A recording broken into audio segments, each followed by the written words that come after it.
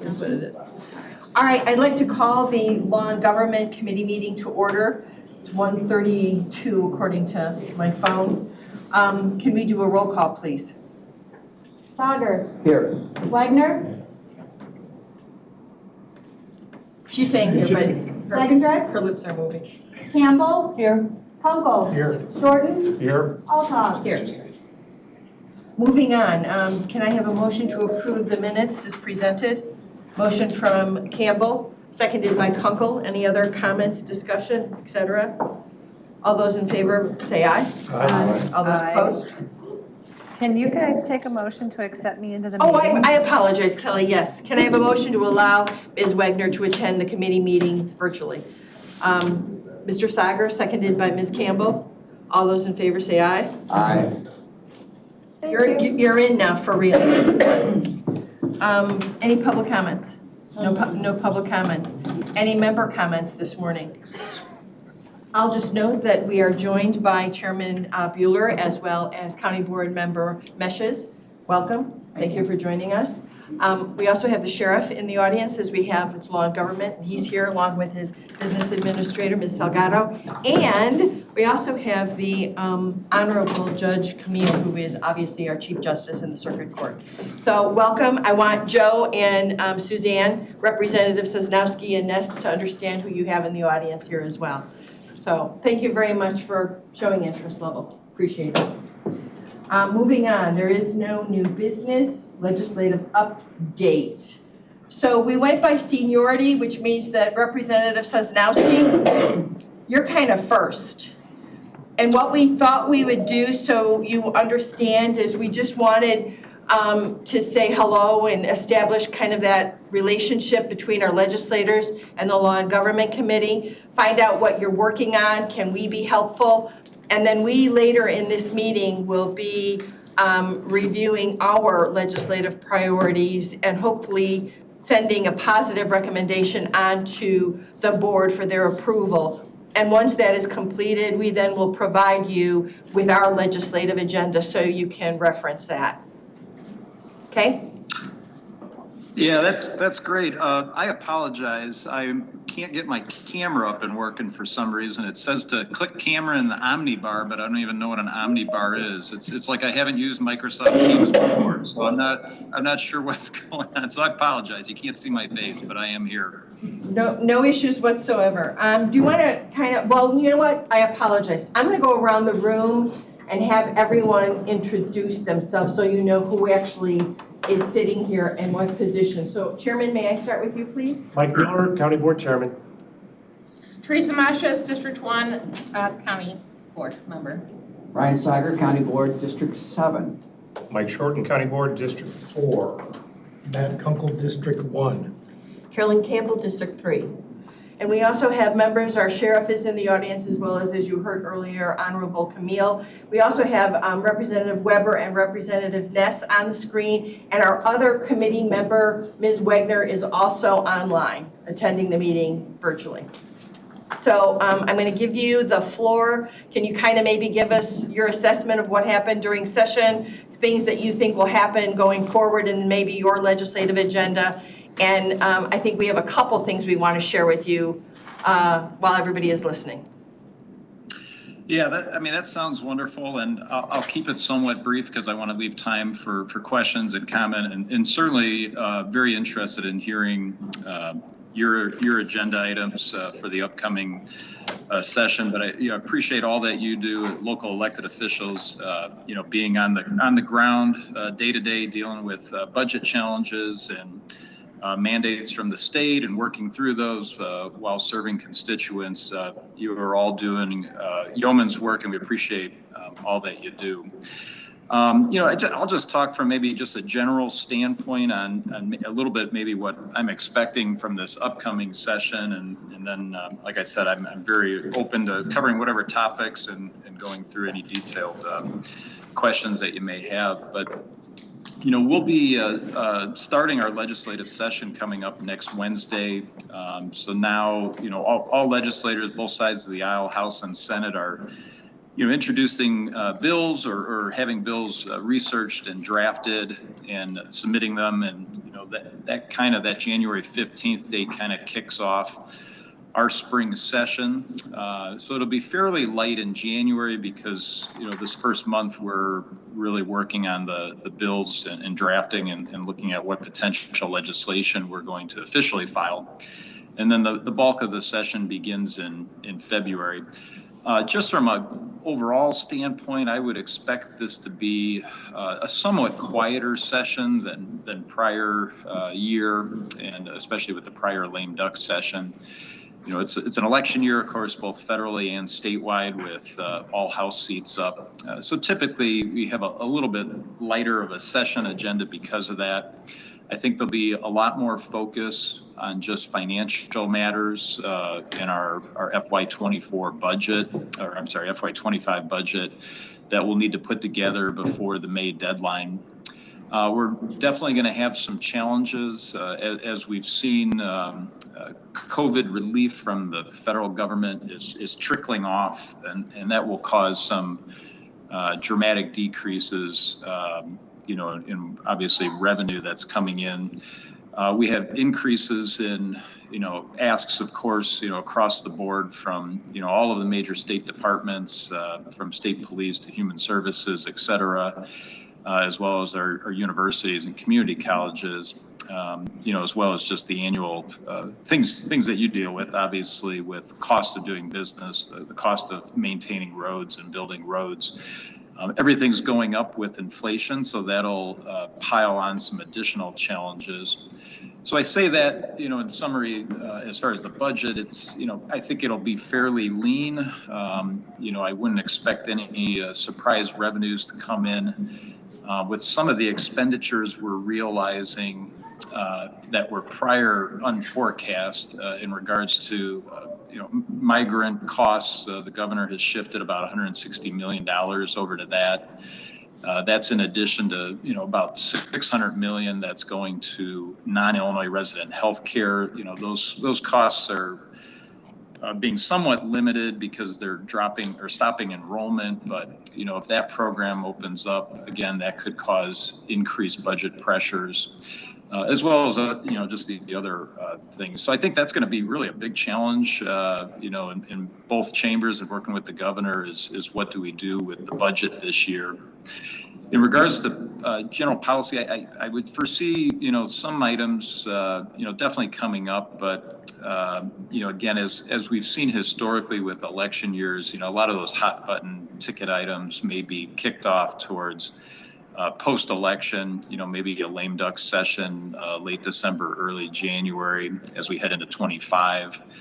Not to say that we're not going to have a lot of bills that will pass, but I think some major initiatives out there that might be more controversial. Some of the times those take a back burner in this type of year. So, I guess I'll leave it there.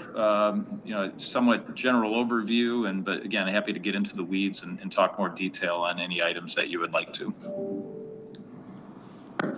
Can we ask, do you have time to stay on so that we can go through all of the legislators and then come back and ask questions to kind of the group, or do you have a limited time?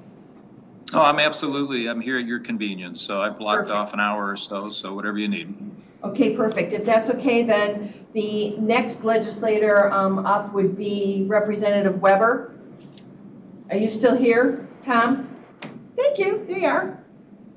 We can't hear you, though. No. Sorry, I'm trying to get things worked out here. I think, Representative Sosowski kind of covered a lot of the bases. I agree with most of what he says. I think, possibly different legislation as the migrant issue continues on. We'll have to wait and see what that might look like. As far as for me, my focus this session will be, trying to do things more in the lines of protecting some of taxpayers. We've had a lot of people call our office and report property taxes and valuations and stuff going up, tax bill even going up 50% 30%. Even my district manager, hers went up 31.6%, I think, her tax bill, right? When PTEL laws were created, whether it was a cap of, CPI or 5%, whichever was lower to protect taxpayers, but there was never anything done on the valuation of the property or on individual tax bills. So I think that's what I'm going to be trying to focus on and addressing. And then we have some victim rights stuff that we'll be addressing in regards to events that happened over the last couple of years, and trying to get the courts to recognize that a conviction is equal to due process in some of these state offices, where it says you have to go deep through due process means in order to have their licenses and professional settings removed.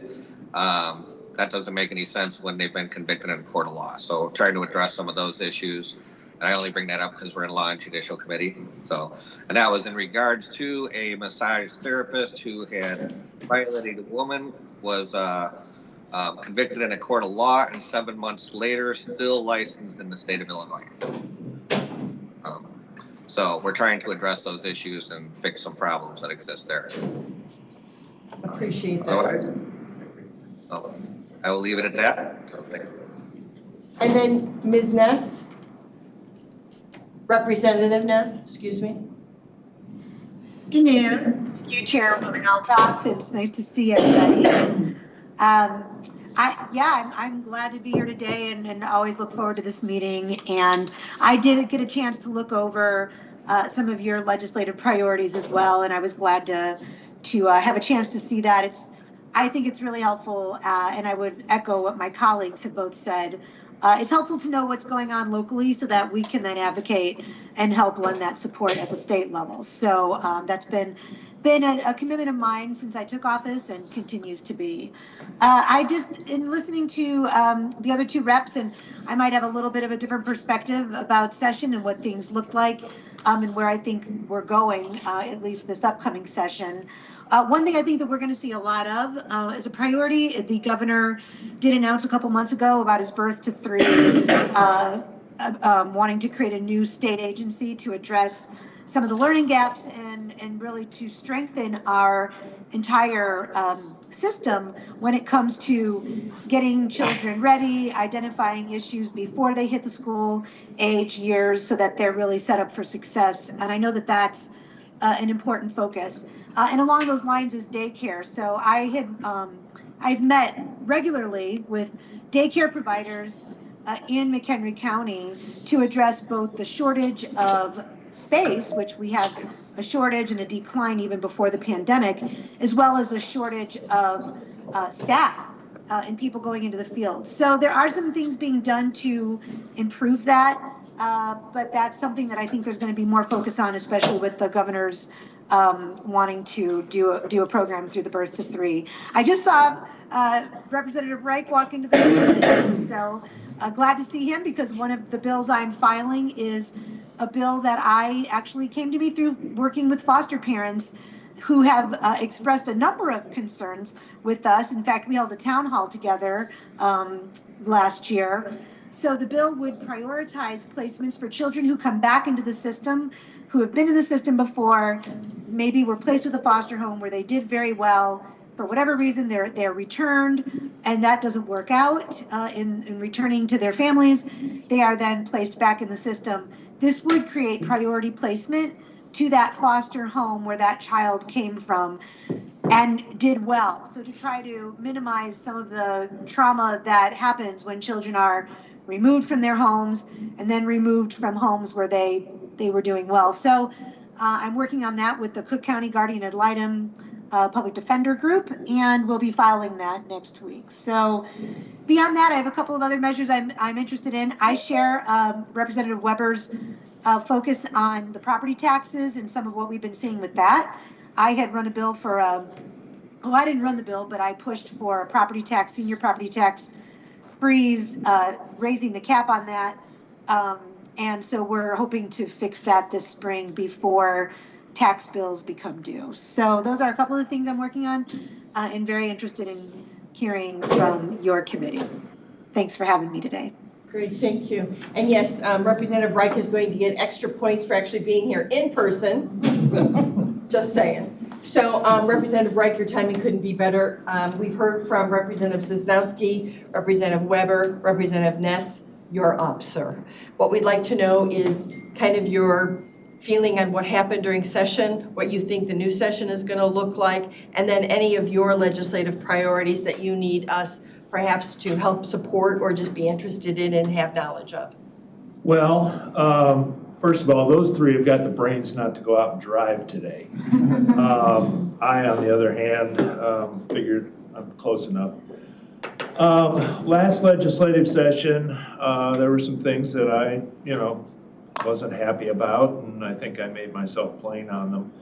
My focus has been primarily on, as Suzanne talked about, and I just caught what she said. I didn't catch Joe or Tom. My focus this session is going to be on reforming DCFS. I'm interested in looking at Suzanne's bill, but there's a federal rule that is going into effect that makes it much easier for people who are taking foster care of family members to not have to go through the DCFS process of licensing and everything. There's a bill apparently going to be sponsored by the ACLU, which I talked to last week, to conform Illinois law to this federal rule to allow family members who are foster parents to fulfill the foster responsibility without the issue of licensing and all the other hoops that have to be jumped through. I think that's a possible. I haven't seen it, but I think it's an idea that is definitely worth discussing. And I don't know if Tom or Joe or Suzanne have had a chance to look at it, but I think it's something we need to think about. My major bill is going to be, once again, I'm going to introduce legislation to create a pilot program here in the 22nd Judicial Circuit, which is McHenry County, to establish a locally run child welfare agency to replace the investigative responsibilities of DCFS. The fact is that I have long since held the belief that the state of Illinois, as a statewide agency, is not in the proper position to understand what goes on in local communities. I think local communities are much better able to handle the kinds of things that DCFS does in the way of investigations in cooperation with local agencies. And that being the case, I am introducing legislation to create a pilot program here in the 22nd Judicial Circuit, paid for by state funds for a 5-year period, to substitute what goes on in the DCFS office here in Woodstock and within McHenry County with an agency that is accountable to ultimately the people of McHenry County. Not under this jurisdiction of the court, but within the boundaries of the court. Because sooner or later, everything generally ends up in the court system. I want that boundary to be coincidental with the agency's responsibilities. It is not going to work under the jurisdiction of the state's attorney's office, but with the cooperation of the state's attorney's office. I've already talked to the state's attorney, who is in agreement with me that this is something we need to look at, and he is going to support it. I talked to the judges, but they said that the ethics rules of the judiciary do not allow them to comment on legislation pending, and that, but if on the other hand, if it passes, obviously they'll abide by what finally comes out. So that's going to be my major focus for this term. I am also going to file a bill. There was a bill in Missouri that passed and was put into law this year that eases the transition of people out of poverty and into work by not having a hard cutoff of benefits if you go into the job market. It works as a phase out and allows for people to stay somewhat in the system and collect certain benefits along a line of how much you're making in the job market. It's a transition type bill. I looked at the Missouri law. It looks pretty good. I'm going to run it to see if we can get Illinois on track to change the way that we do public aid and public welfare with an eye toward moving people toward work by not making it a disincentive for them to lose their benefits if they get too much in the way of income from work. As you move up the ladder of job earnings through a job, that'll decrease. That's another thing I'm looking at. As it affects local here in McHenry County. Property taxes, I am going to rerun my bill that provides for a credit on income taxes, a refundable credit on income taxes for senior citizens whose income falls below a certain level, instead of having them not get a state income tax refund because it's limited as to being non-refundable. I'm going to rerun a bill that will prohibit the issuance of bonds on an annual basis to pay for long-term debt that governmental units impose. I don't know if you know Steve Wilson, who is a bond guy down in Crystal Lake. He was part of the group that actually put this bill, put the law into effect that allowed for alternate bonds to be issued to pay for long-term borrowing. He came to me last year and said, I don't think this is working and I would like to change it. So I'm going to do that. I got a lot of blowback from the IML. I got a lot of blowback from the park districts. It didn't go anywhere, but I'm going to run it again. Yes, ma'am. What was the blowback? Why? Just to give us a... Well, because their comment, the IML and the park districts primarily were the ones that objected to it.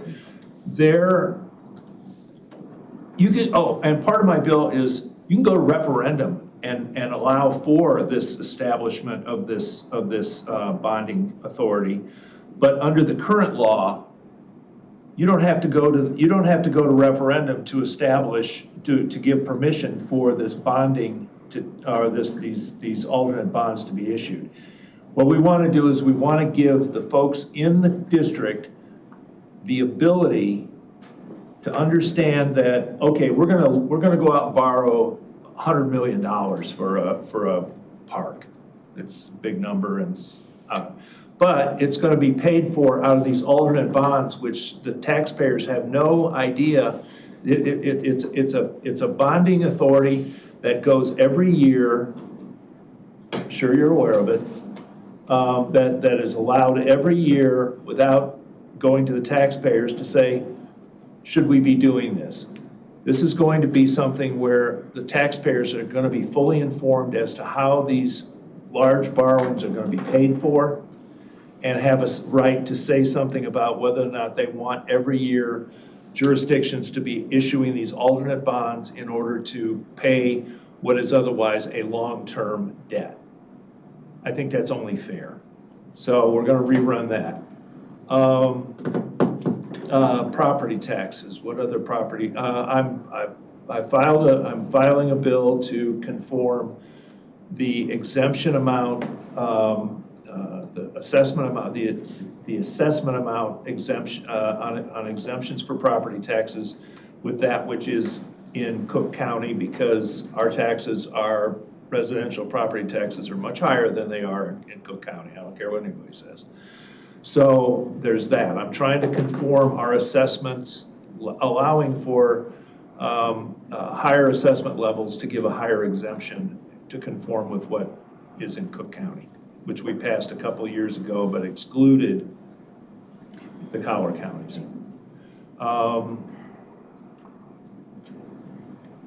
That's about it.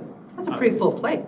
Well, yeah, I don't have a lot of, oh, and I'm also filing a bill to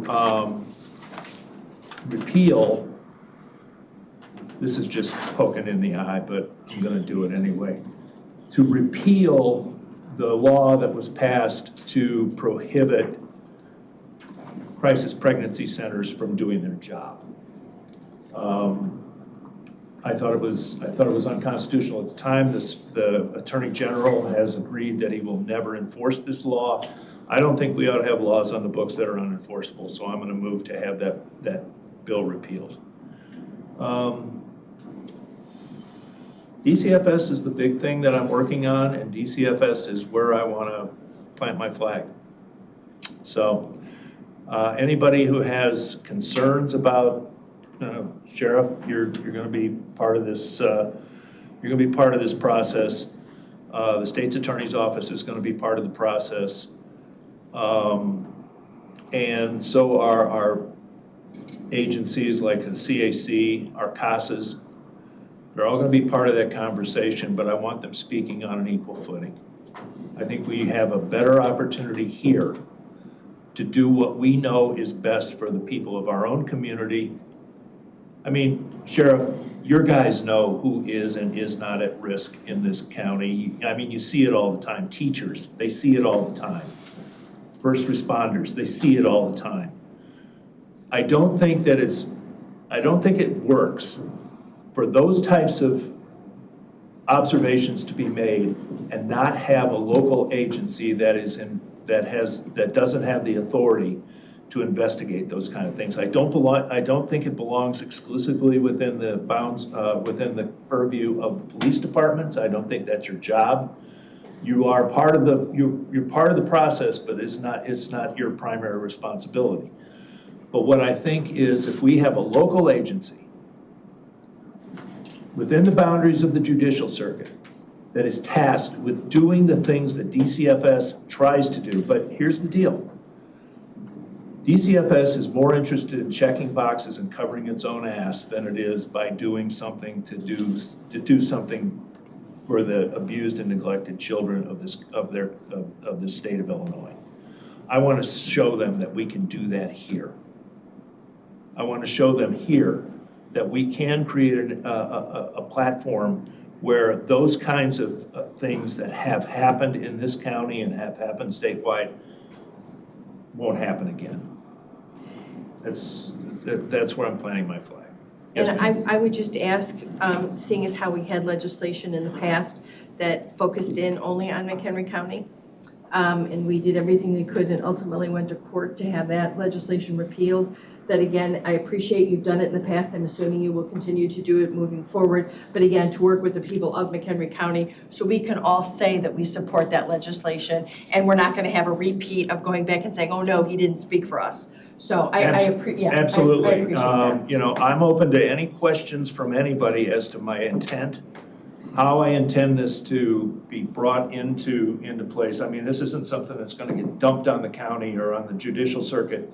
Like as soon as it's passed, it's going to there's going to be a commission formed to decide what are and what are not the proper functions of an investigative agency here within this district that will handle the functions of DCFS without the abysmal bureaucracy that accompanies that. Because I've been dealing with these folks for the past 5 years. I've been lied to. I've been cheated. What's the song? I've been cheated, been mistreated. When will I be loved? I've been lied to by these folks so many times, both in committee and as a member of the Joint Committee on Administrative Rules, that I have lost all patience with this agency and I want to see it reformed. We have a new director coming in. I have a little bit of good feeling about what I'm seeing and hearing about Denise Mueller, who is going to be the new agency director. I want to work with her. I want to work with you. I want to see if we can do child welfare better. There are a lot of states out there that deal with it on a countywide basis. I've been doing a lot of research on that kind of stuff, and I think it can be done here in Illinois. Great. And moving on, I noticed that Representative McLaughlin has joined us. Marty, what we were doing is we were asking legislators to kind of maybe give a perspective on what you saw happen in session, what you think may happen moving forward. We do note it is an election year. And then kind of tell us what is on your legislative agenda so that we are aware of what you're trying to do, and if we can be of any assistance or serve as a resource, we can do that. And then we'll talk a little bit amongst ourselves, making a presentation to all of you about what potentially may be on our legislative agenda. Thank you, and good to hear from you and see everyone. Sorry I wasn't there in person. But yeah, I'm going to trust that my compatriots there did a nice job in summing up last session. So I'll speak to 4 or 5 issues that will be looking to move forward in the General Assembly. One of them is my former seatmates, Representative Reich's great idea, which is a zero-sum budgeting. And I'd like to, instead of getting 0 of my friends on the other side of the aisle support, I'd like to get some of them so we can get to a point at the General Assembly where we can identify expenditures. We had a really bad experience in the last session where we had $500 million spent on illegal migrants, later to only find out that private contractors are spending $211,000 per housekeeper and $300,000 per security guard. So the idea of being more accurate in hundreds of millions of dollars spent and being able to track it is something that I'm going to see if we can get some bipartisan support.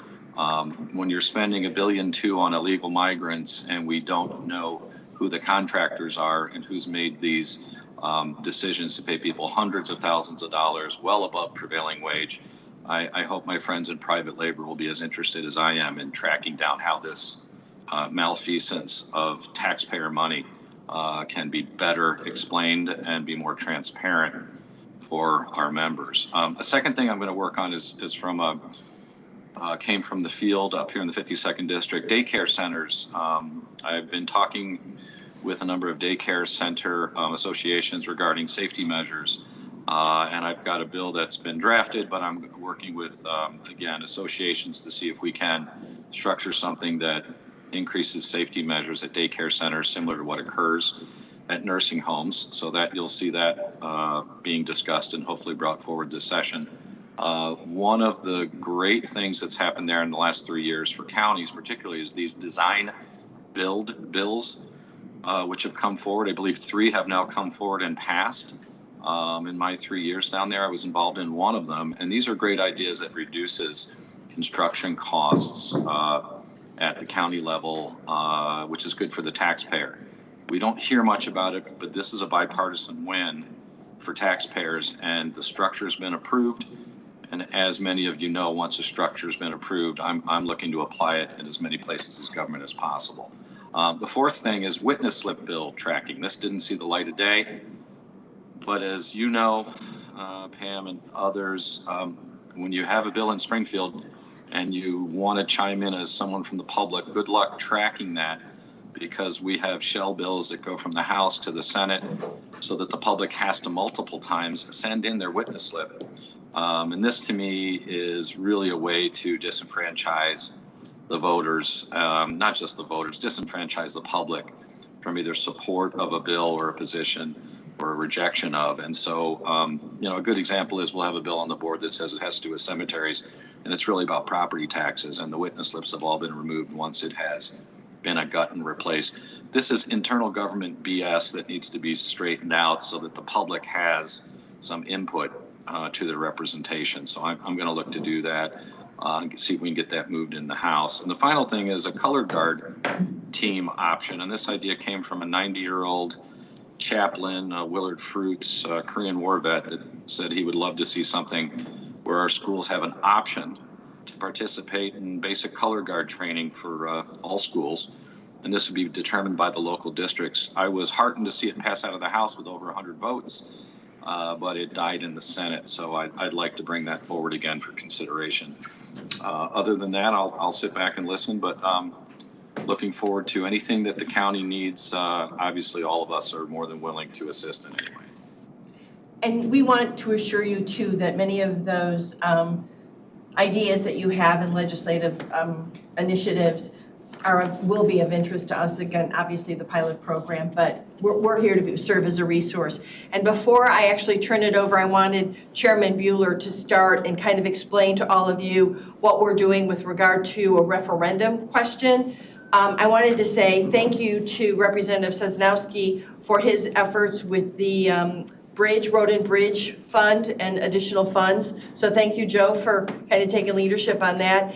And to Representative Ness for working very closely with us on trying to deal with our transportation issues, which again goes back 25 some years, but you're tackling it again, and we really do appreciate that. So thank you to both of you for those initiatives.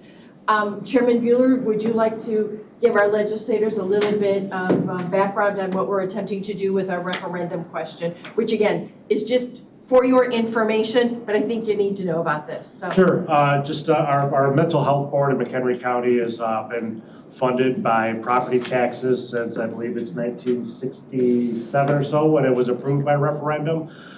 We passed a resolution to put a referendum on the March ballot to switch the source of funding for the mental health board away from property taxes and put into place a 0.25% sales tax to fund the mental health board. If it does pass, $11 million will be eliminated from our property tax levy. And at the same time, the mental health board will receive approximately $2 to $3 million more than they currently do. So it seems like it's a win-win on both sides of the equation and an effort to reduce the property tax burden. And we have frequently asked questions on our website, so if anybody does ask you about it, we would ask that you refer them to those pages and they can get the additional information. I'm going to ask County Board member and my Vice Chair, Mike Shorten, to talk about one of our important initiatives, which has to do with the Sheriff's Department and some available funds. Oh, Suzanne, you have your hand up on the referendum? You have a question, and it's a question of clarification. Sure. So is my understanding that the sales tax will replace the levy? It's not to augment that? Correct. That is correct. And then my second question is, how do you know that the sales tax will generate the equivalent? And I'm just asking because I really don't know. Well, we've got a good history with the RTA sales tax, and that's where we're basing our numbers off of. But the RCA sales tax? Yes, we do put a caveat because there will be a little bit of a difference in the number because the RTA tax does include food and drug. This will not. Food and drugs will not be taxed for the purpose of the mental health referendum. Yeah, RTA sales taxes, I believe it's about $14.5 million it brings in, less food and medicine and medical devices. We believe it's going to be between $12 and $13 million. Currently funded at just under $11 million for the mental health board. Okay. Yeah, I met, there's a movement or an initiative to want to make a couple technical changes to the Community and Mental Health Act.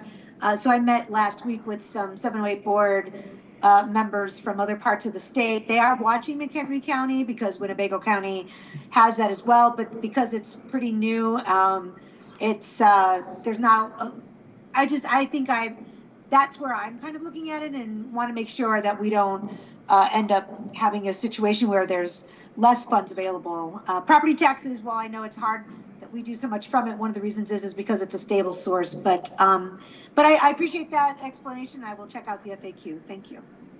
And again, please feel free to call and ask for additional information if, as you research, you need more info. Michael.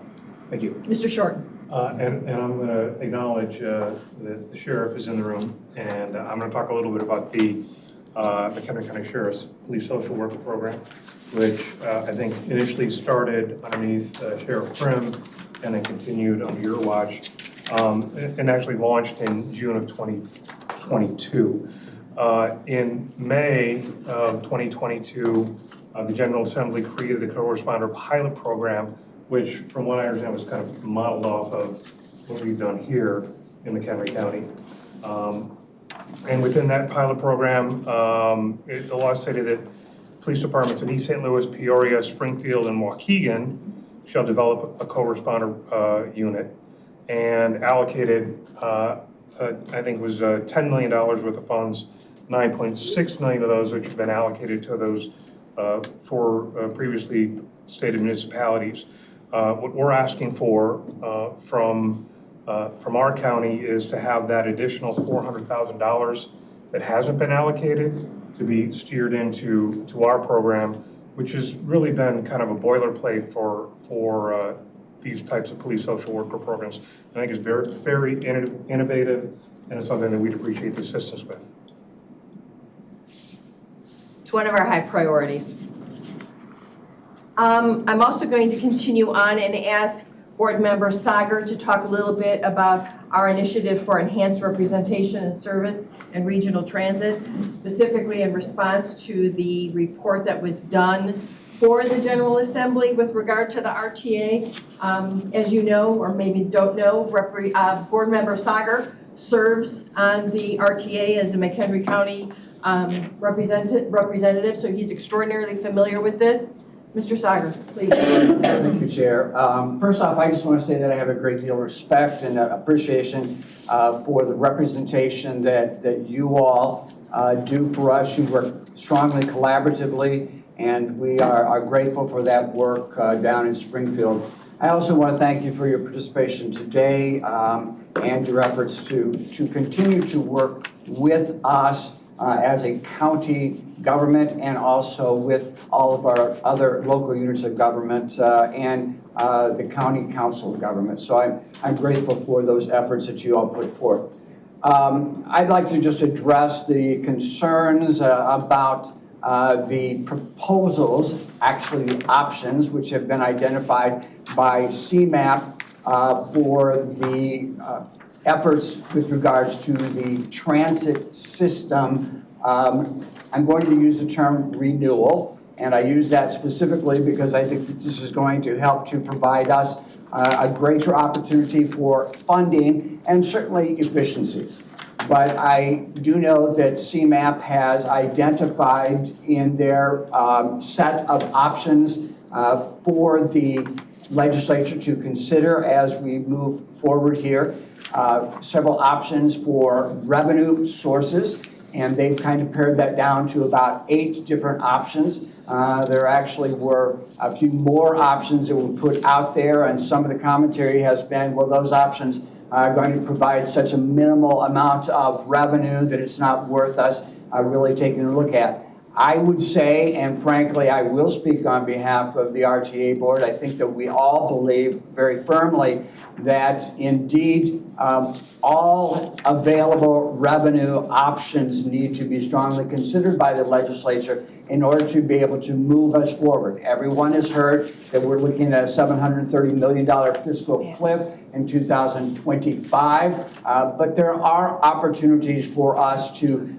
look at increasing the revenue. We are very, very pleased and proud of the efforts that have been undertaken by the various transit agencies in order to address the issues of safe and clean and routine services during COVID. And yet at the same time, we all know that that impacted greatly the ridership. And so we are slowly but surely moving our way out of that reduction in ridership and moving to a better scenario. However, we cannot look to increasing fare costs by these transit agencies to pull us out of this fiscal challenge that we have. And so it's going to take a lot of effort to identify additional revenue opportunities. And so I would encourage and respectfully ask the legislature to question what are those opportunities, and let's make sure that we take a look at all of the opportunities as identified by the RTA board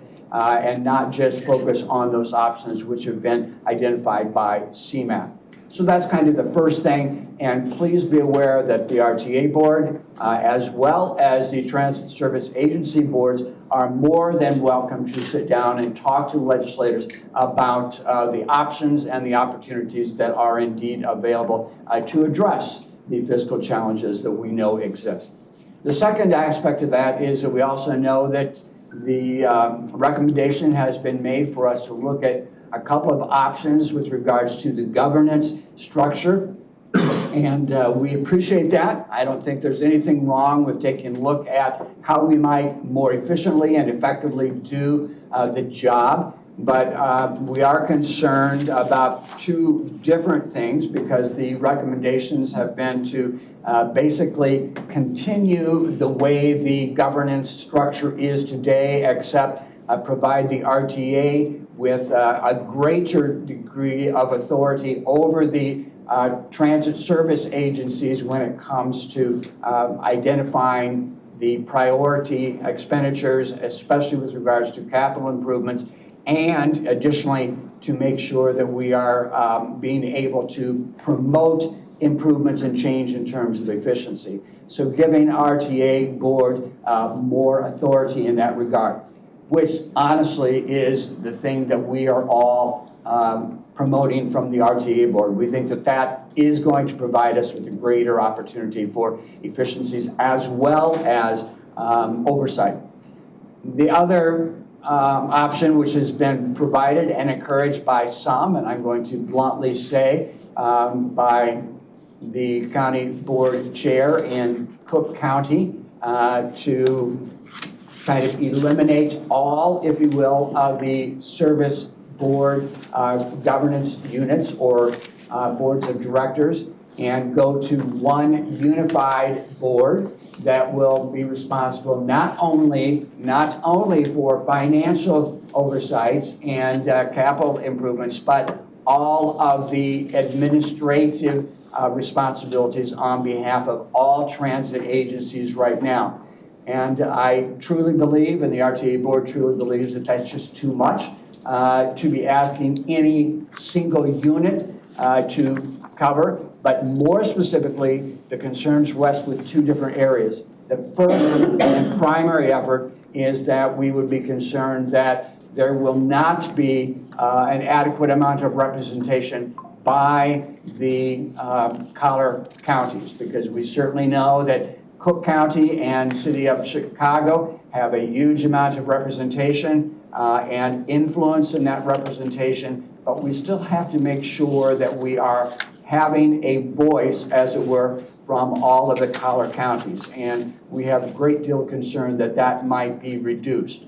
But the second thing about that is that if indeed the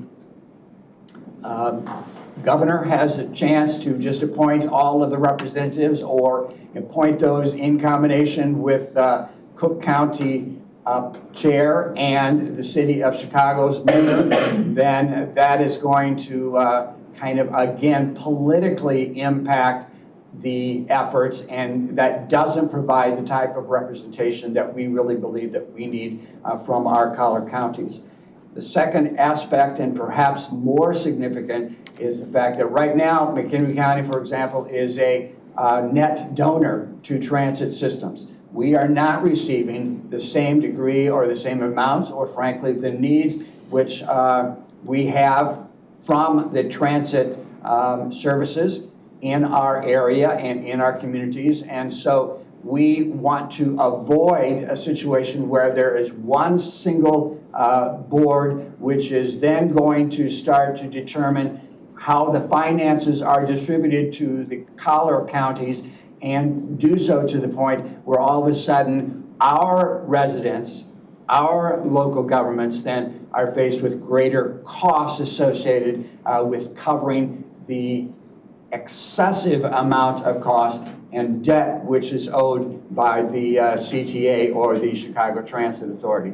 And that is a major concern because, again, right now we're not getting the services that we believe that we should have, and secondly, we certainly don't want to have to pay more for that level of service as we look to the future. So those are major concerns that we have with regards to a single overriding board that might be politically determined versus representatively determined, and that would transfer some of the costs of the CTA out to other collar counties. So those are our two primary concerns. We would look to conversing with you all and other members of the legislature or the other units, and we're sincerely hoping, and I'm going to say something I shouldn't say right now, but we are sincerely hoping, with all due respect and all due interest in working collaboratively, that these decisions have not already been made by the leadership.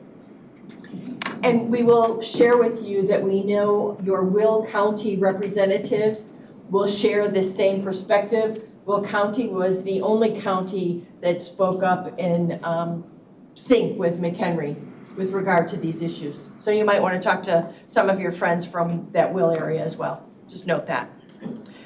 Mr. Reich, Representative Reich. Question, Brian. Of that $793 million, how's it? 730. I'm sorry. Million here, a million there. Right. Right. What, do you have a breakdown of where that money is, why it is at 730? Is it the CTA? Is it PACE? Is it some combination of Metra and the whole thing? Do we know where the cost sinks are? Sure. There's three elements that we need to consider. The first of those is that Illinois actually is the lowest financial supporting states for major urban transit systems in the United States. So we have significantly lower state support for transit systems. That's the first thing. The second thing is that, yes, there is a huge financial debt that is on the shoulders of the CTA right now, and so we are collectively trying to make sure that we can properly manage that. But the other element, which is very, very important, is the fact that where we find ourselves right now is trying to maintain the services at a level which is going to be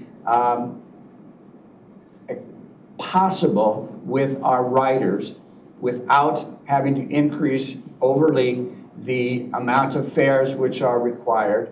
And right now, the state of Illinois, through legislature, requires that we have a 50% match, so that there is a 50% fare requirement in terms of our budgets. And that is different than all other states, and that is a major challenge, and we need to reduce that. That's the first thing. But the other element to that is the fact that we are trying to provide current services. We are doing very little in terms of visioning and looking to the future. And this is one thing that bothers me tremendously as a representative from McHenry County, because we have probably the greatest opportunity for increase in the transit system for Metra and for PACE, because we have the greatest opportunity for population growth and development. The city of Woodstock, for example, has about 13 acres within a block and a half of the downtown square and the train station. We are looking at that being neighborhood, walkable communities with an emphasis upon transit opportunity. And so that is the opportunity for growth in the transit systems. But what we're seeing right now is the fact that we are not visioning. We are not looking ahead because we don't have the money. So that's a major part of the challenge. Okay, you swerved into something here then. This consolidation that you're concerned about, and I don't disagree with you at all about that, where are we as far as our ability with here within the county to create or judge our own transport needs? And second of all, what's your fear with regard to this consolidation as to our ability to actually do something prospective as to what we want to do with transit here in McHenry County because of the dynamism that this county offers that frankly the others don't? Yeah, the first is that certainly the fact of the matter is that we do need to come out very strongly, and we are now in the process of considering a resolution through the County Council of Governments that would say we are wanting to ensure that we continue to have a voice. And so we're trying to work with the other Colorado counties as well to try to make sure that everyone knows that it is absolutely necessary for us to have a voice. And so we need to make sure that that voice continues in terms of the governance mechanism that would be considered. Now, in talking to a lot of people in Springfield, they're saying, well, we're not really going to be talking about this governance question in this coming year of the session. But I don't have the faith that that is actually the reality. I think that the leadership has already made some determinations. That's Brian Sager talking, not anybody else, but I have a major concern about that. So we do need to be strongly supportive of a improvement of our current structure with a greater facility of oversight from the RTA. One. The second thing is that we really, truly are not getting the services here in McHenry County, and we are doing that, not getting those because the money just doesn't exist. We have worked here in McHenry County hard to find out other additional support, whether that's from the county. The county itself has made some decisions to support improvements. For example, with the train, or not the parking structure in Lake area from Crystal Lake to the Lamb Road corridor. But also, we also are looking at trying to ensure that we have increased funding for PACE programs, which we are dramatically underserved in terms of our PACE programs here.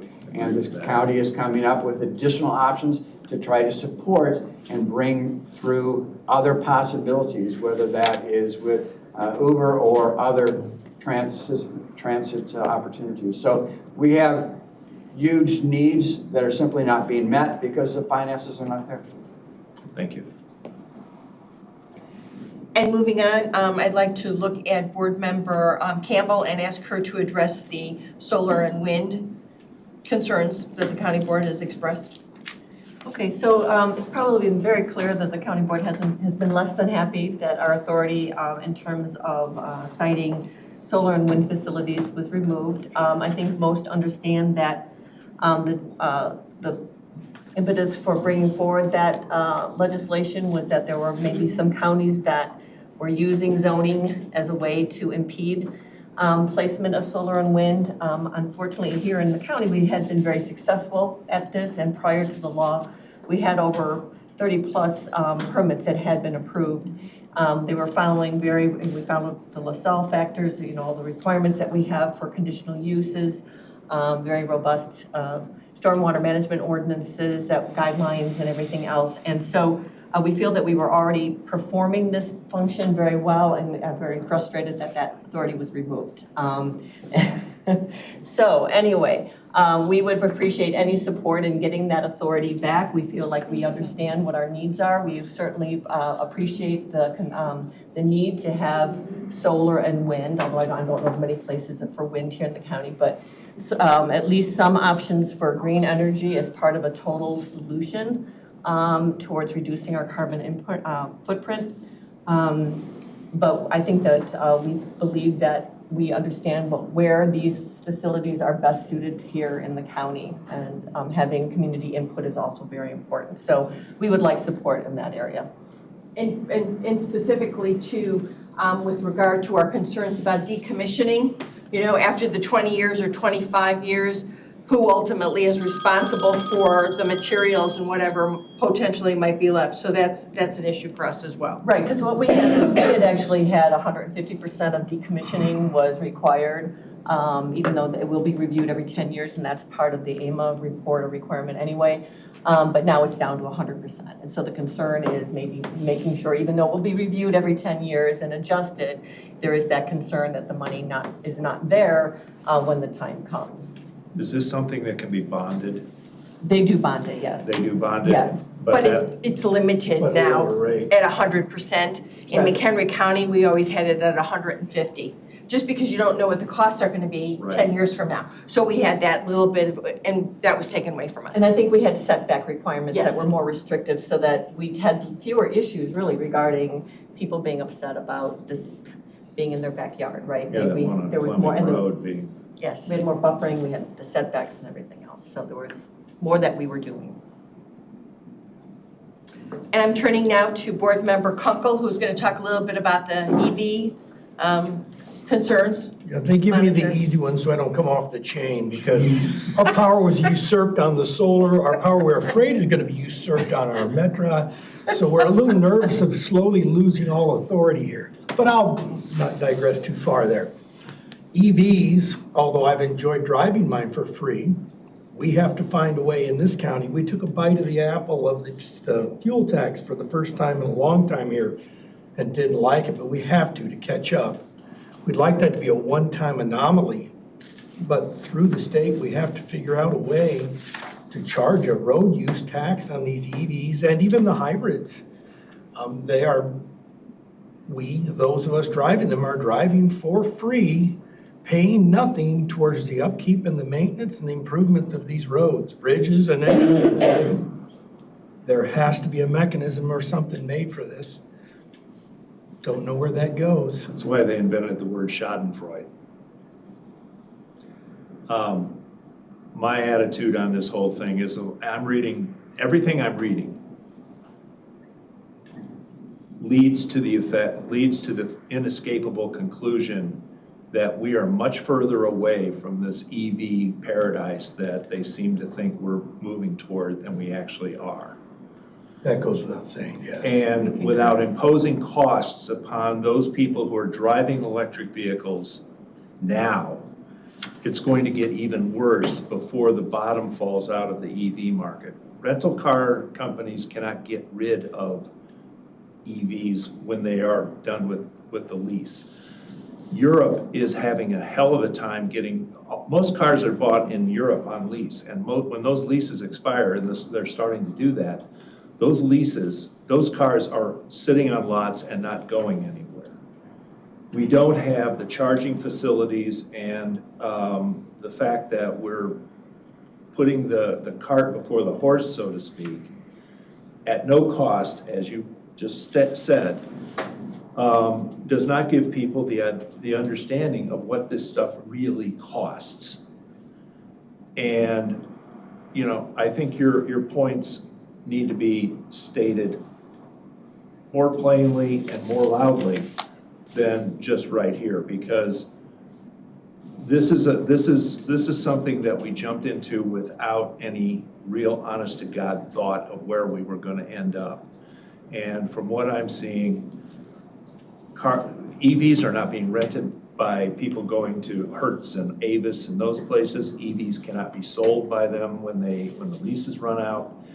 And frankly speaking, the cost of the incentives that this state is offering for battery factories and things like that are totally disproportionate to the value that those things are going to bring back if, in fact, we see that stretch out of the EV being, it taking many more years for it to transition to electricity. And frankly speaking, folks, we're still lucky up in this part of the state where we have nuclear power and we still can generate and export electricity. Downstate, I was just down in Washington County. People's electric bills have doubled in the past year. And we're talking about not just residential, we're talking about commercial, and you're starting to see businesses actually feel the pinch. So to the extent that we're willing to subsidize people to buy electric vehicles, I think we're making ourselves even more unlikely to be able to meet those goals and to keep up with the requirements of roads and things like that, maybe that's one tax increase that I will support. You know, a 50% tariff on the purchase of an electric vehicle, all of it going to something.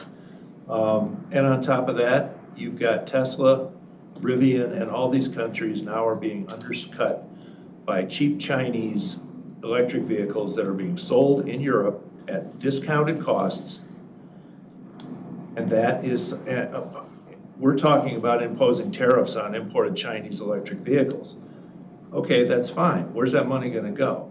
How's that money gonna be allocated? Is it gonna be coming to McHenry County? Are our roads gonna get any better as a result? So this is a conversation that is much broader than just the fact that you don't pay anything for what you're doing to the roads here in the county. Yeah, and I should clarify all that too. That's not my thing. Through my business, we run many heavy diesel trucks on the roads, and I pay more than my fair share. The electric vehicle was more of an experiment on my part. Learning what I've learned now, even environmentally, the steel and the concrete and all that it takes for the battery plants and the manufacturers, which are the highest polluters to our carbon footprint in our environment. And steel and concrete can't be made any other way, but that can't be made electrically because you can't produce the heats that it takes for that. That will not change. That will be exacerbated when we try to put all these EV charging stations and these things on there.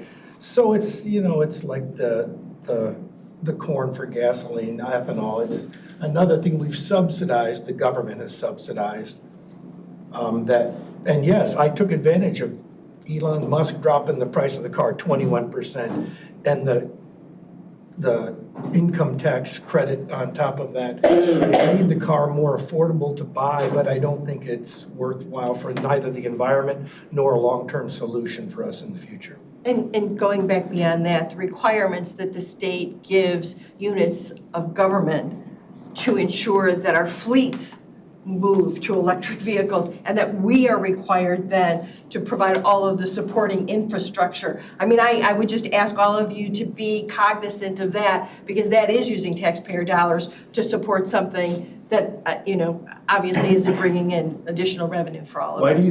Why do you think Musk dropped the price of his cars 21%? He can't sell them. He can't sell them, I understand that. So this is a conversation that needs to be elevated and made a lot louder. And I think it ought to be probably part of your legislative. I need one of those. When it's approved. When the full board approves it. Yeah, I don't want to have a document out there that isn't formally approved by everyone. So. Okay. But yes, you will get it. You missed that part of the beginning. Carolyn. I would clarify one thing. I mean, we do pay, the electric vehicles do pay a higher registration fee. The issue is that goes to the state for the Correct. state We don't see it here in McHenry County in our roads. And that just gets into even hybrids. It's the gas tax is going to become less reliable over time, and that's the problem. One of the problems that we're facing. So. Yeah. In the meantime, we collect nothing, zero, nothing. And being cognizant of time, my last comment, and Kelly, I will give you an opportunity if there's something on the agenda you want to address, but I would ask all of you to give DCEO a large nudge. There are still funds in the Illinois Connect Fund. McHenry County is awaiting some kind of notification.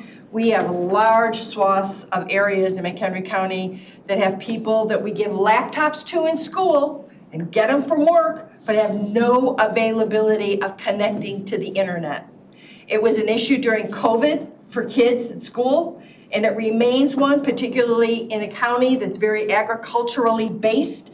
We have no access to internet for all of those farmers. That would be nice to know, A, when they're going to award those dollars, and B, how they're going to use the additional federal dollars that they just received with regard to expansion of broadband in areas. So we would like you to kind of talk to people and say, where are we, please? Because we've been waiting and waiting. It does seem as if they're kind of moving the goalposts at the same time. I mean, we thought a year ago that it was just a matter of 90 days before funding was going to come through. And then it was 90 days, but now there's a new look at how these funds are going to be allocated. So it's a little bit frustrating on that side. And we're dealing with that in JCAR as well. I know you are. You know, there's, the rulemaking has been tedious and slow and,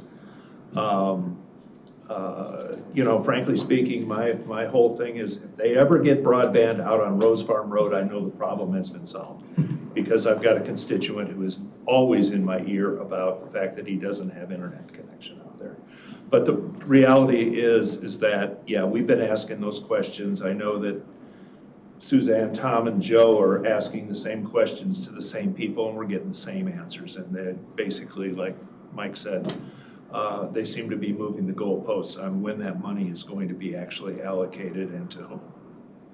And it's hurting real people. I mean, it really is. And how many children are out there that can't gain access to, you know, an educational system that is moving more and more to technology? I mean, it's ridiculous. And how many people are working at home here in McHenry County who can't get bumped off, you know, all the time? Because we don't have really good Metro and Pace service.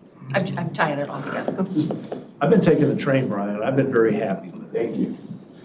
But those are some of the issues that are extraordinarily important. Kelly, did you have anything that you wanted to add? And I apologize, I didn't forget you. I just didn't know if you had the info in front of you.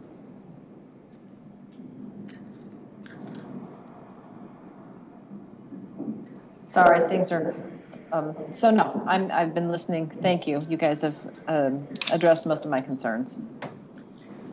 Do any of our legislators have any other additional questions for us on our agenda? Where are you on the local government distributive fund?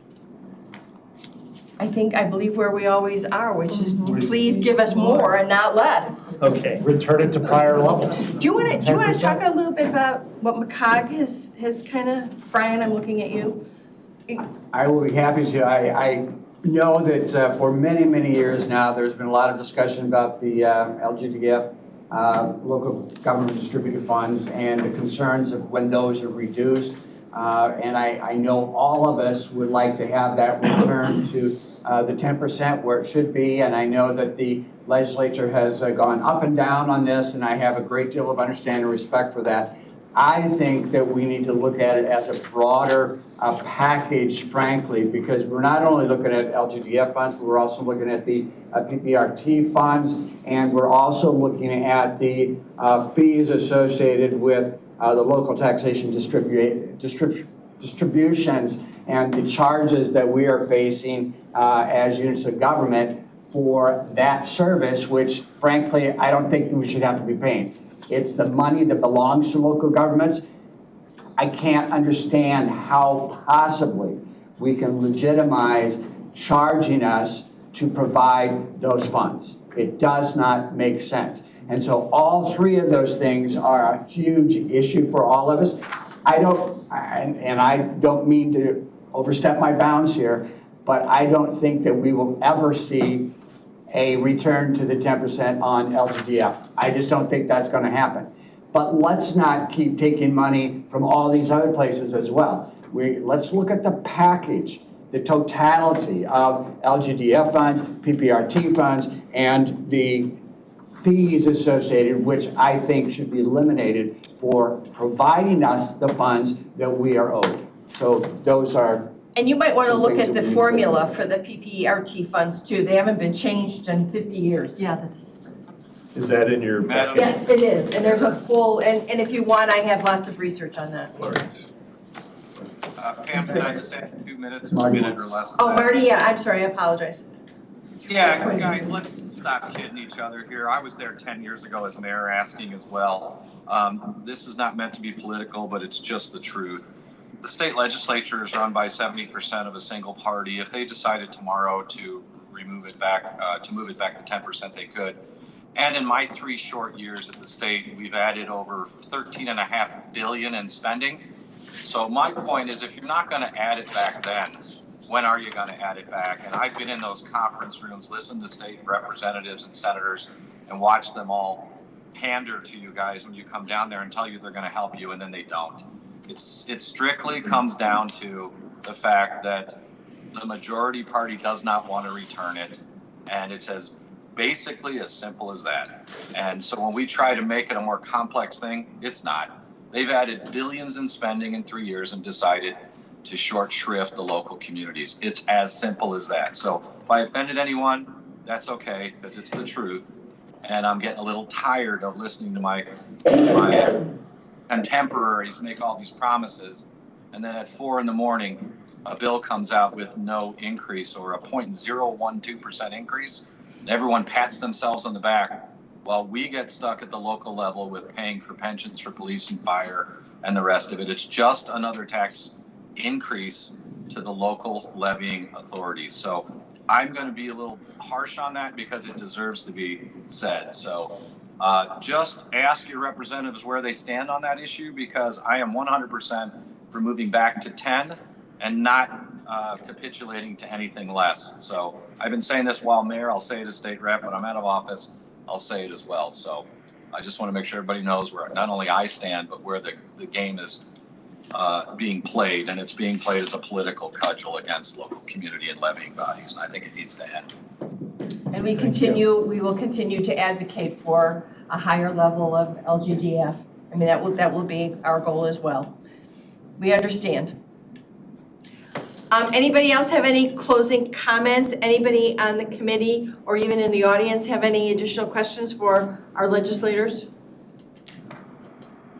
I cannot thank you enough for taking the time to be with us this afternoon. Again, thank you for driving over. I know it's a short distance, but you drove. I was in Barrington just before I came Okay. here, so. All right. But thank you to all of you as well for making the time. I mean, we might as well use technology when it's available to us. So thank you all. If there's anything that you need from us or any clarification on our program, once you get this, please avail yourself of contacting any of us. But thank you very much. Sincere thanks. Thank Yeah, you. thank you. Please stay in touch.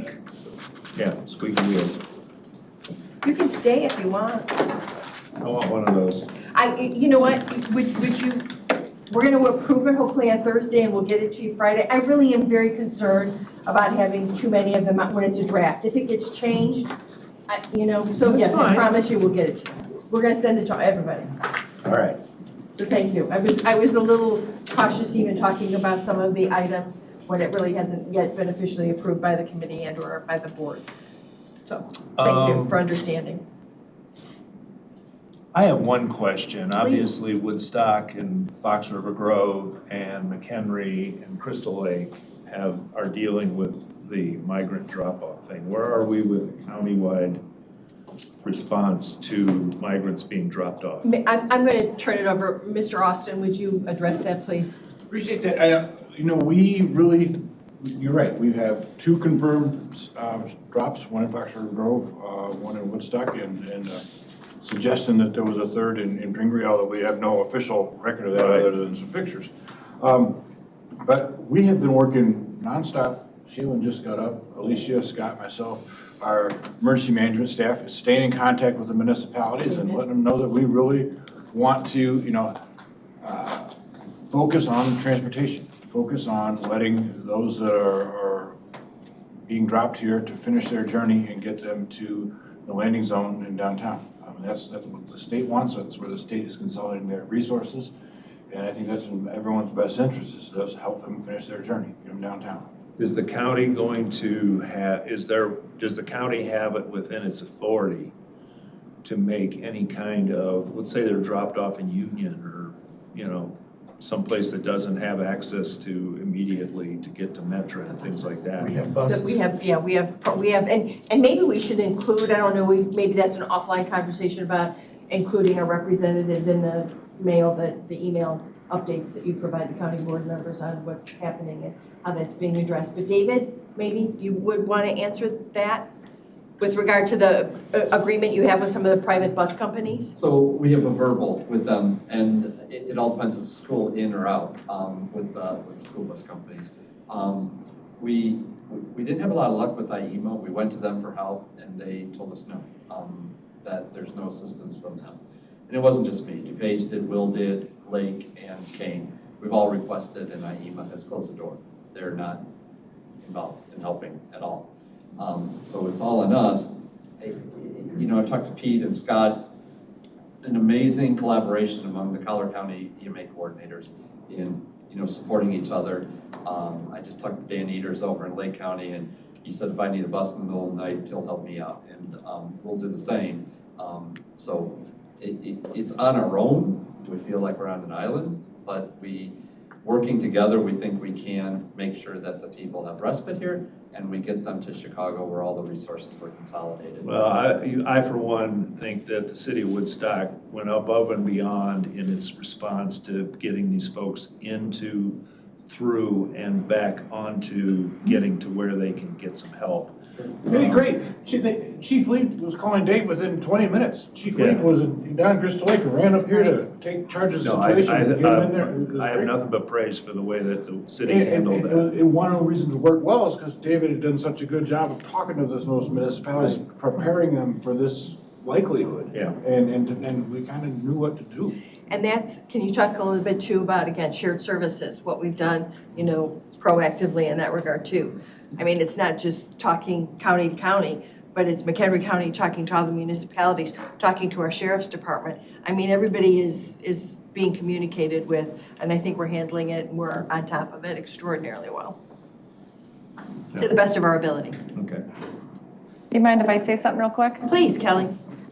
First of all, thank you, Dave, for all the work you've done. I know this is something unexpected, and this does cost money and takes a lot of planning. But I also want to say, no matter where you are on the political side of immigration, I want to thank the people in Woodstock and actually all throughout our county who have volunteered their time to pack bags and collect winter gear. I don't know if you have seen all of the work that's been going on by a couple organizations on the square and also all these volunteers, because a lot of these people show up and they're wearing flip-flops and t-shirts.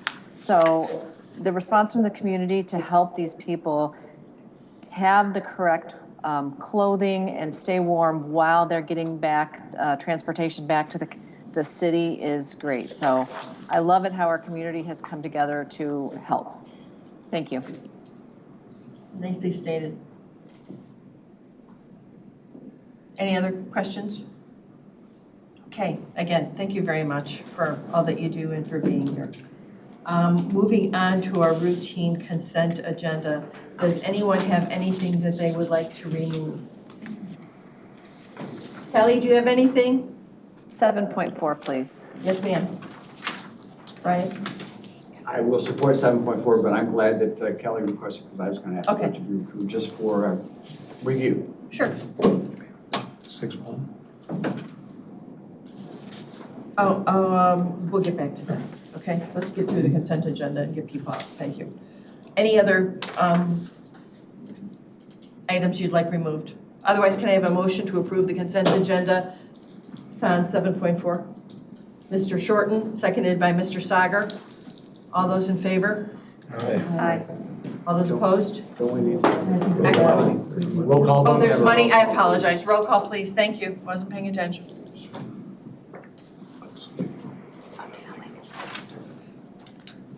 Kunkel, Yes. Campbell, Yes. Wagner, Yes. Sauger, Yes. Shorten, Yes. Altough. Yes. Thank you. I'm sorry. 7.4. Good afternoon on this snowy day. Madam Chairman, if I can I give you a quick update on the Lake County contract before we jump into the Kane County? Please put it, yes. Right. So last time we were before you, we were discussing some of the issues that the Lake County Sheriff was having with getting the contract on their committee agendas. That continued, and the sheriff in Lake County decided to just do a contract with the state's attorney's approval and send it over to us. So we have reviewed that. We had our state's attorney's office review it, and both sheriffs have signed it. So that Lake County, it's the same agreement that had come through the board and was approved, only this time it's just between the two sheriffs. The process has started. Yesterday we received our first Lake County inmates, and we continue to get them now today, and we'll continue to until they have everyone they need over with us. So we thought it was important to let you guys know because the initial resolution included the county board as part of the agreement. So right now it's just between the sheriffs. Will that change in the future? Perhaps. If not, we know that we're helping out Lake County and doing our part in that contract. Any questions on that? Yes, Number sir. of people? 50 as we stand today. Correct. Thank you. We're doing 25 with the thoughts of reaching out to 150. Thank you. And how will the Kane County now, oh, I'm sorry, yes, Ms. Wagner. So my question is actually to both of them, Lake and County. Thank you for sending me the contracts. I appreciate that. So that was one of my questions. So Sheriff Tatelman, you're the one signing it. So Chairman Bueller's name is not on the contract. It's all through you and your office. Correct.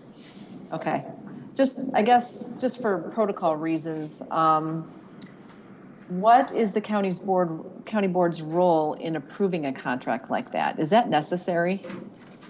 So in the past, Kelly, we have run all of our contracts through the county board. This is an unusual one, but not one that can't be done. So I guess right now, the way we see it is that your role, we're still gonna report to, like the finance committee wants us to be able to provide reports on expenses and whatnot. We're still going to do that. Our expenses are still gonna come out of our budget, which is approved by the county board. The revenue is gonna come through the system. It's just the agreement, itself is between the two sheriffs. We have a terrific organizational, history of elected officials don't play those games. I don't have to ask you. Right. We err on the side of asking the board, and we tried to ask the board, and the board said, do it. It wasn't us. Our board. It was over there that made this not work the way we intended it.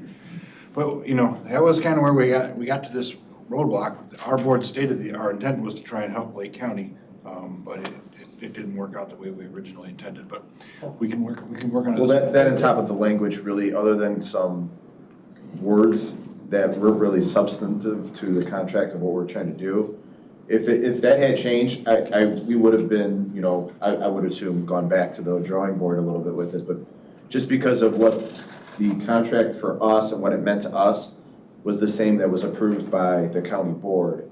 It's just the hurdles that Sheriff Heidelberg had on his end, kind of changed it a little bit. So, and like Sandy said, obviously we're going to be as transparent as we can be with them. It is what it is. And we're working on how we can properly report that so you guys can see that. And I appreciate that. Just eyes wide open, here, my understanding. The you guys, concept, we already approved it anyway. Correct. Right, Yes. right. to my understanding, and we're gonna see how this unfolds and the pace with which Lake County dollars migrate to McHenry County, there may be a budget issue on the Lake County side as we get farther into the year. And that may require the Lake County Board to, again, be part of the discussion. We're months away from that, but that's just something to keep our eyes on and see how this unfolds. And I'm confident that it's gonna work out very well, and Lake County Board's gonna be more comfortable how things are moving. So if we get to that point, if we get to, September, August, and there needs to be a budget adjustment, that the Lake County Board would be supportive and make that. Thank you. I was surprised when I saw the contract that it was Sheriff Tatelman's signature, not Chairman Bueller. So that was just my question about it. I'm not opposing it by any means. I'm just curious about that. So my other questions then too, just wondering, usually, when you have an inmate who has a public defender, if there's a Lake County inmate who needs to use a public defender, will they be using our public defender, or will they transferred over to use theirs, or will I know there's going to be a lot of transferring, so I'm just curious. The sheriff of Lake County and their office, prior to the transfer, reached out to the Lake County Bar Association, the Public Defender's Office, and all of the, outside of them being housed in our facility, we really have nothing to do with the process in Lake County. So if they need to be contacted by their public defender or even their private attorney, they have the ability to do so through the means that we have here at our facility. Okay, great. And one more question, then I'm done. So when the Lake County inmates are here or they are in our transport vehicles, who is actually liable if, let's say, somebody twists their ankle or if there's an accident? There's actually a statute a state statute that covers jails. So outside of this contract, let's say I would have an individual that came to my facility that is a security threat that I would be uncomfortable in putting them in my facility. We have relationships with any other county jail where that individual can be transported to and from when, as long as their procedural justice isn't compensated or, not addressed. So there is an act that the arresting agency and the agency where that individual originates from is the agency responsible should something happen. Now, that being said, when an individual is in our facility, that's the risk that we take from our facility. But there is statute in there that covers that, even above and beyond things that I thought about, what if someone was wrongfully arrested or whatever, that covers the housing authority, that we really are just the housing authority and temporary housing authority until that individual can get through the court process. Great. Sorry, I forgot this one question. How many do you anticipate in total between the two counties coming into McHenry County? So I guess I can talk a little more broadly about the Kane County thing. And where I was going to say, let's and I'll be done. Yep. Hold questions until. So I guess to answer your question, I'm anticipating getting the maximum amount from Lake County, 150 inmates from Lake County. The Kane County conversation started when Sheriff Hayne had reached out to me, and he's going through somewhat of a similar crisis of staffing down at his facility. I think he was at a point where he was just like any other sheriff getting information from his staff. And by the time he got the information to me and we started working it out, that problem kind of alleviated itself. So he was no longer in code red where he was overpopulated in his facility for his staffing needs. But really the Kane County contract would be, it's a mutual contract that should either of us, get into a spot where we are in a bad spot, God forbid something were to happen, one of us loses a bunch of staff, it gives us the ability to transfer inmates to the other facility. Staffing needs, if the other agency has the staffing ability to take on other inmates. So really this was more of a request from Kane County, unbeknownst to him what we were doing with Lake County, but more of a, can you help me out on a bigger level as opposed to, one inmate, for a day or something like that. This was more of a, if I get into a crisis, would you be willing to help us out? And, coincidentally, we just had the Lake County contract. The really only major difference between these two contracts, you'll see one of them's $100 a day, that's the Lake County, and the other one is the Kane County, it's $95 a day, and that's the transport. So in the Kane County contract, you'll see Kane County would be responsible for all transports to and from our facility, whereas Lake County, we are responsible for those transports. Can I just note that if there's ever an opportunity and we see the state really likes this kind of cooperation and they fund a pilot program, can we get to the front of the line? So, well, I'll peel the curtain back a little bit. I have been working with Department of Human Services on the crisis that's going on with mental health. Kankakee County and DHS is currently working on a pilot program where they would be I don't want these terms not to sound right, but a middleman, a housing agency, a housing authority for individuals that have been found unfit for trial. So currently the state of Illinois has 2,000 beds available. I think as of August, they were 200 individuals were waiting for beds. Basically, those are individuals that are in a county jail, that are awaiting mental health placement. Help, and placement that are just sitting. And I don't know if you all know, the DHS last session in January, downstate, they changed the requirements and how long individuals need to be placed.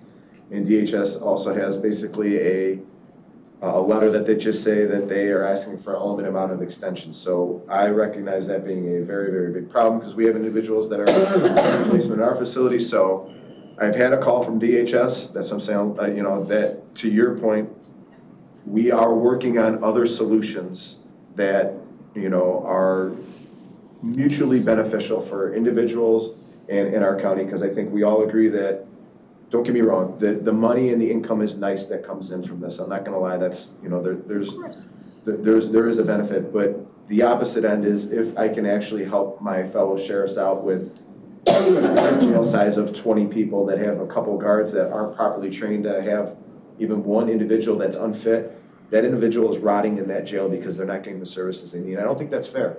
And I think that if we have the ability to kind of be the forefront, to your point, to show the state that that's what we do, kind of like our police social work program, I think that, you know, something that our county can get behind, and I think that we all can agree that, you know, if we want to set the tone and be a solution to actually the problems and not remedies, I think that that's what we want to do. So I mean, that, to your point, that is what we are trying to do here, and show that we can properly manage staff, properly recruit, pay people well, and on the opposite end, maintain a facility that's, you know, that's to the expectations that we've set in this county, so. Keep us apprised as you go along with that, and let us make sure that we share our initiative with our legislators so that they are aware. Yeah, I mean, I really feel we get kind of run over, because even though we're very creative and we show a great deal of initiative, you know, the lack of the number of people, our population, puts us behind in queues where people look at programs and say, we're going to fund the bigger area, the larger number of people, and that's not it was our creativity. Yep, no, So, I agree 100%. Yeah. This contract was written to be a template, so for other jails with us, or, you know, however, we tried to write it so we use it as a template. But currently, this is just kind of handling as a mutual aid. Yes. That's all this is. 100%. Correct. Yep. We don't expect. So there's no real No. smoke and mirrors. Yeah, so to answer Kelly's question, I have 0 for Kane Yes. County is my number right now. You know, would there be a one-off or whatever, maybe, but I don't have, Sheriff Hayne hasn't called me and said, you know, I need you to take 10 to 15 to 20 of my guys on right now. This is like Matt said, this is kind of a. Mutual aid. Yeah. Ms. Campbell? So if you get to 150 with Lake County, how many more could you realistically? The contract is up to 150 That's for Lake. for Lake. We have But how much does that 650 allow beds. you through Yeah, Kane? yeah, we like Sandy said, we have 650 beds. Today's inmate count minus the 50, we're at 190 right now. So when pre-trial fairness, we were floating right around 200. It dropped down to about 150, and now that's kind of gone back up to close to about 200 again. So, you know, we were comfortable with bringing on the 150 the way that we reorganized and some of how our facilities laid out. That we're okay right now, and we'll just kind of play it as it goes. We had Great Lakes reached out to me as well. The place we used to house some of their folks, and they currently were contracted with Lake County. So I imagine that they take a little longer than the federal government, but we'll probably be back with an agreement with Great Lakes. But it's Charge them more. yeah, but it's in the past it was between 3 and 15 people a year. I mean, it was minimal, but. And Winnebago County and Kankakee County as well, and some other counties have actually started to pick up with the Marshall contracts as well. So again, I don't want to get too far in front of my skis. I want to be able to be comfortable handling what we are able to do, but I think we always, you know, assess where we're at, what can we do, and where we're at with manpower, and, you know, how we can, you know, maybe at some point in time bring more individuals on.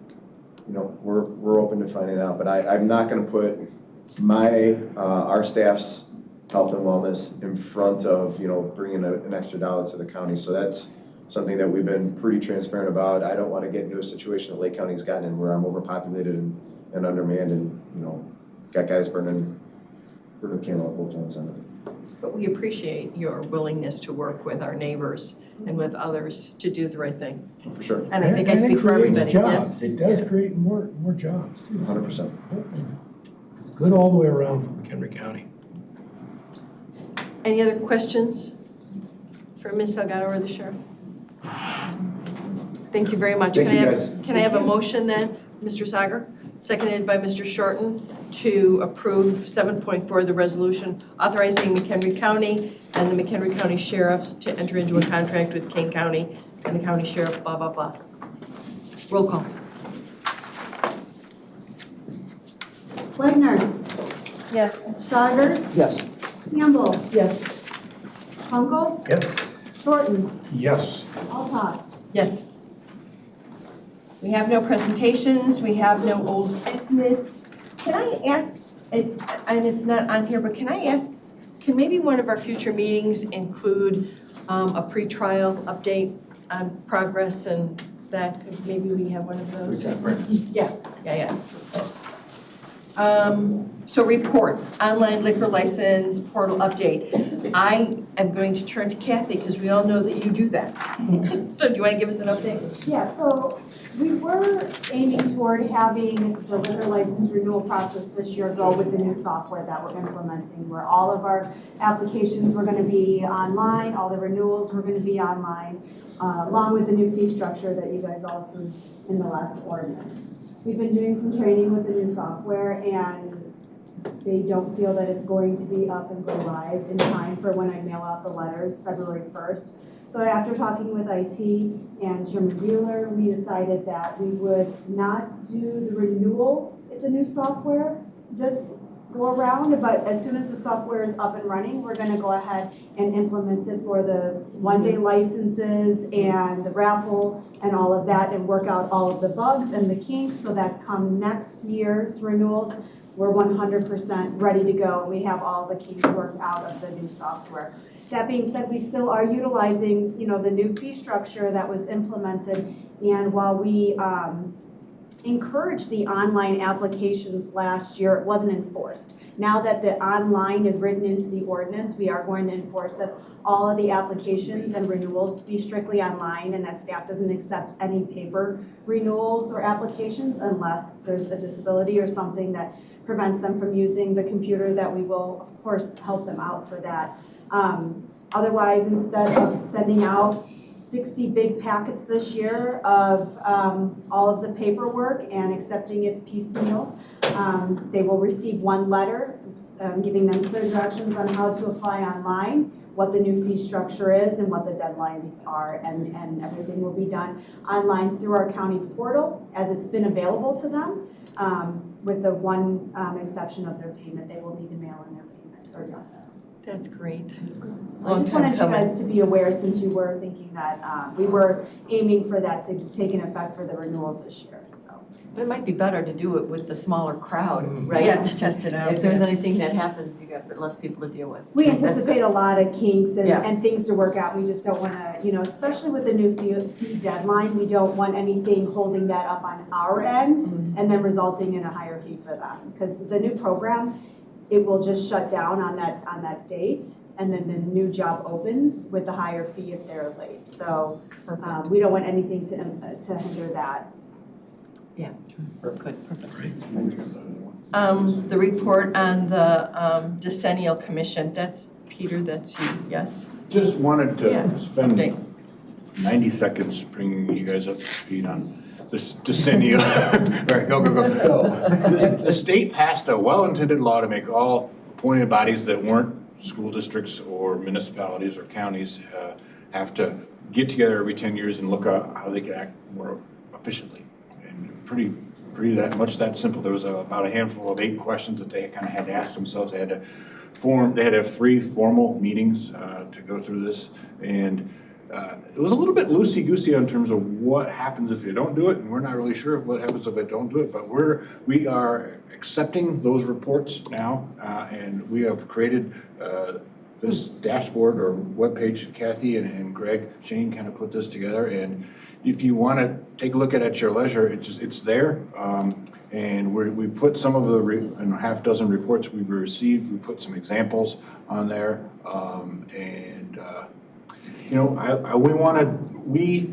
leaving this meeting here, after having just showing you guys, Kathy's going to send out a reminder email and point people to this, right? So, because I don't know what's going to happen around the rest of the state, but we want the boards and commissions that you guys appoint to have, met this responsibility, and this is going to help them. That's the important aspect of all of this, is I wanted to make sure that our responsibility, our appointment, we're actually complying with the state statute. We weren't going to have any, oh no, And this is So, going to I be a great appreciate tool it. that Kathy and Greg created, Yeah, I so we can appreciate point it. them to it. I'm sorry, when is the deadline for getting them up and?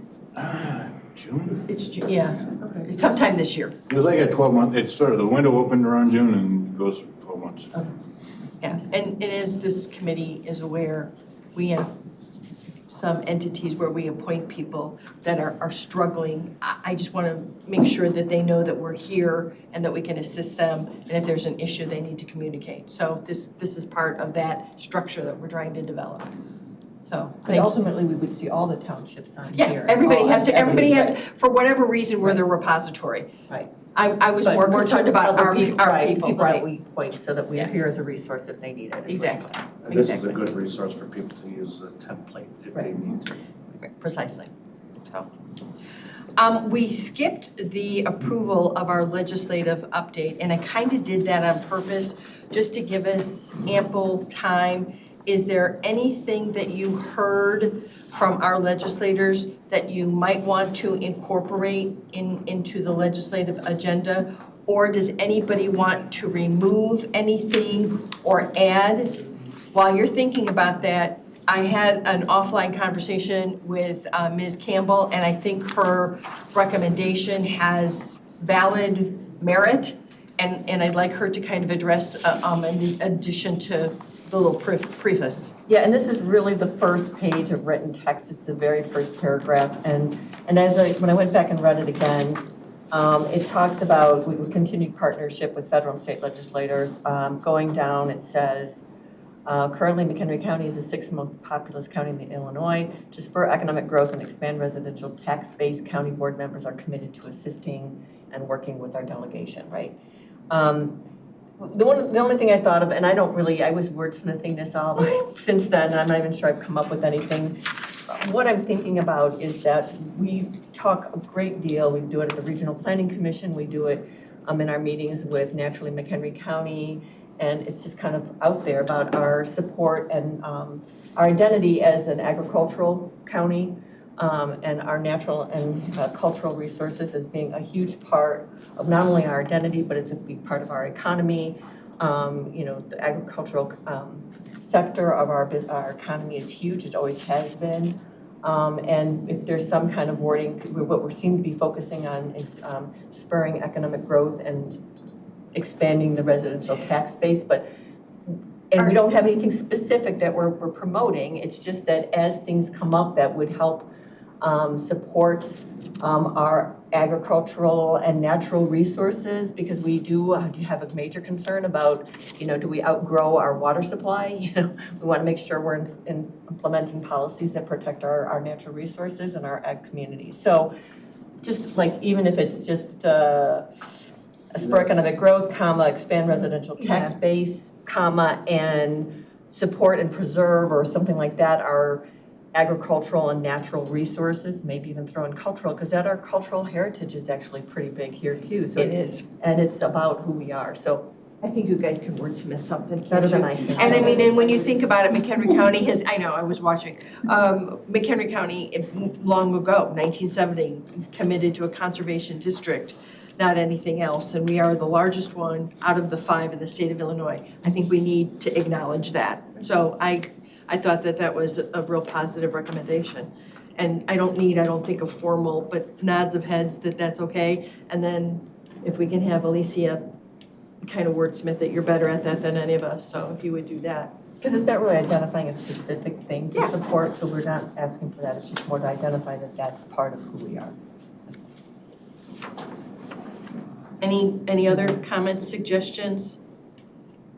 Otherwise, I'll just go forward, and if someone would make a motion to move the legislative agenda as presented with those additions to the full board for consideration. Ms. Campbell, seconded by Mr. Shorten. Let's do a roll call. This is a big thing. It's got money in it. We'll just do a roll call. Kunkel. Yes. Sauger. Yes. Campbell. Yes. Wagner. Yes. Shorten. Yes. Altough. Yes. You know what? Thank you all. This is new, and we did good, I think, this time. And so it kind of sets a process in place, a real document, that will move forward as all of you move forward and, commit yourselves to the county board. So thank you very much. This this is personally for me, we're back in the game after not being there for a long time. So I appreciate it much, so thank you. And we will, once it's approved by the full board, we'll send copies of this to all of our legislators, federal and state. Excellent, thank More you. squeak for the wheel.